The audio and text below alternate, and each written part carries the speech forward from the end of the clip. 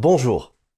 Comme vous le savez sûrement, tout le contenu de notre programme va déménager au 1er janvier sur la chaîne Nouvel Horizon. Pour retrouver toutes nos vidéos passées et surtout celles à venir, il vous suffit simplement de cliquer sur le lien en dessous de la vidéo. Bon visionnage. La controverse autour de l'aluminium pour notre santé ne cesse de grandir. Vaccins, déodorants, alimentation. Il se retrouve partout à tel point que de nombreux scientifiques alertent sur le sujet. Bienvenue sur Nouvel Horizon. L'aluminium nourrit de nombreuses controverses au sein de la communauté scientifique. Certains chercheurs, preuve à l'appui, mettent en avant sa dangerosité pour l'organisme, alors que d'autres minimisent son impact. Tentons ensemble de démêler le vrai du faux dans cette affaire. Nous nous interrogerons aussi sur les conséquences possibles d'une exposition prolongée à l'aluminium. Alors dans un premier temps, demandons-nous quelles sont les doses que le corps humain peut tolérer, sans générer de problèmes de santé. Cette dose porte un nom, c'est la dose hebdomadaire tolérable provisoire, ou plus brièvement, la DHTP. En 2011, le comité international mixte FAO-OMS d'experts sur les additifs alimentaires a défini cette DHTP à 2 mg par kilogramme et par semaine. En Europe, le FSA avait déjà décidé en 2008 de définir cette DHTP à 1 mg par kilo et par semaine. Mais maintenant que nous connaissons cette information, essayons de la comparer à la quantité d'aluminium que nous absorbons effectivement. En fait, l'alimentation est un vecteur important de notre absorption d'aluminium, même si cela peut paraître surprenant. Car l'aluminium est naturellement présent dans pratiquement tous les aliments. Ainsi, une étude française a estimé que l'exposition moyenne des Français à ce composant est d'environ 0,28 mg par kilo chez les adultes et 0,42 mg par semaine chez les enfants. Ainsi, l'exposition moyenne française est inférieure à la DHTP définie par le FSA. Néanmoins, amoureux du chocolat, soyez vigilants, car sa teneur en aluminium est élevée, 50 mg par kilo. Qui plus est, certains processus de potabilisation de l'eau utilisent également des sels d'aluminium. Fait intéressant, la référence de qualité de l'eau en France définit la quantité d'aluminium dans l'eau à 200 microgrammes par litre. Or, entre 2003 et 2009, le taux de dépassement de ce seuil a été de 1,8%. Et puisque nous parlons de l'aluminium dans l'eau, profitons-en pour évoquer les éoliennes marines. Oui, vous avez bien entendu.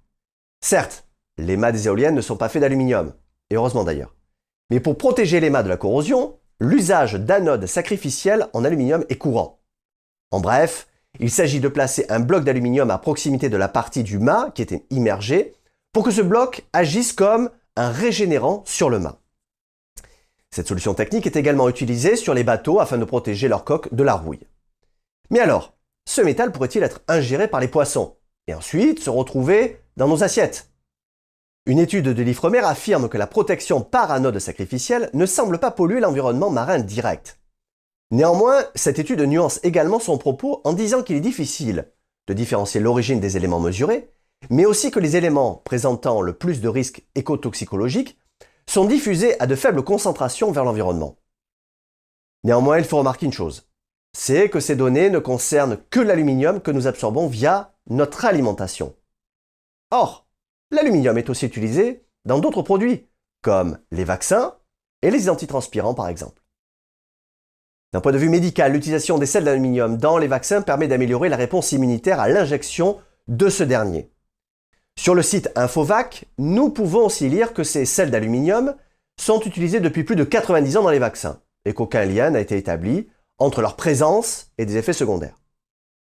En effet, ces sels seraient éliminés par l'organisme de la même manière que l'aluminium que nous ingérons avec nos aliments.